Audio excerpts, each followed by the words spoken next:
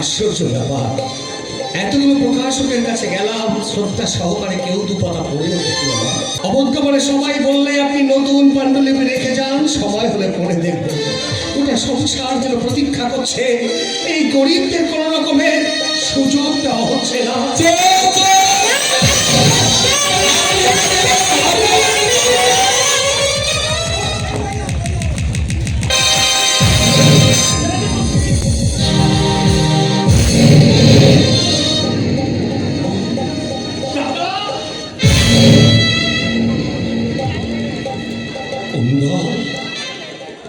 কুণ্ডল, তুই হাত ছিনে নিয়ে পাচ্ছিস?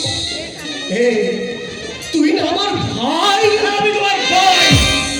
সৎ পথে আমি অনেক চেষ্টা করেছি, প্রতি ক্ষেত্রে আমি নিরাশ হয়েছি, তাই বাধ্য হয়ে বংশের কুলাঙ্গা, পেটে যদি এতই জ্বালা ধরেছিল, টাকার যদি এত প্রয়োজন ছিল, তাহলে মোট বইলি না কেন, রিক্সা টানলি না কেন? তাতেও তুমি মাথা উঁচু করে বাঁচতে পারতাম। মাথা কোথায়? তোমার মাথা? তোমার এমন নেমে উঠবার মস্তিষ্কের লেখাগুলো প্রকাশ পেলে চারিদিকে তোমার নামে ধন্য ধন্য আবর্ত পাচ্ছ তার কোনো মূল্য। এ যুগে মাথা তাদেরই উঁচু যাদের আছে ভরি ভরি টাকা। চুরি করলে তাদের সাদা হয় না, খুন করলেও তারা টাকার জন্য খালাস পায়, আর যাদের টাকা নেই তাদের শিক্ষা দীক্ষা প্রতিভা ওই তোমার পথে পাকের মতো অবজ্ঞায় হয়ে পড়ে থাকে। অনাহারে অত্যাহারে রাস্তায় পড়ে অকালে মরে দাদা।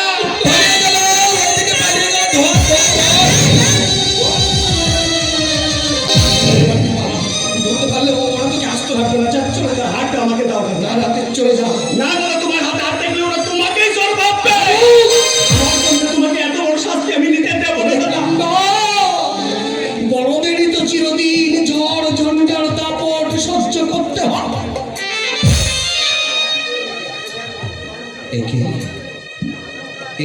হাত তুই কোথায় পেলি? সিনেমা দেখে একসঙ্গে স্বামী স্ত্রী ফিরছিল, আমি অন্ধকারে হার সিনেমা। তোর এই অধঃপতন দেখার আগে আমার মৃত্যু হলো না কেন? দাদা চুপ! কে তোর দাদা? আমাকে আর দাদা বলে ডাকবি না। যা, চলে যা। হাতটা আমাকে আমার সামনে থেকে হাতটা আমাকে দাও দাদা। কি হলো? আমার অপরাধে আমি তোমাকে শাস্তি দিতে দেবো না দাদা। আমার কথার অভাব দোষ না, চলে যা বলছি।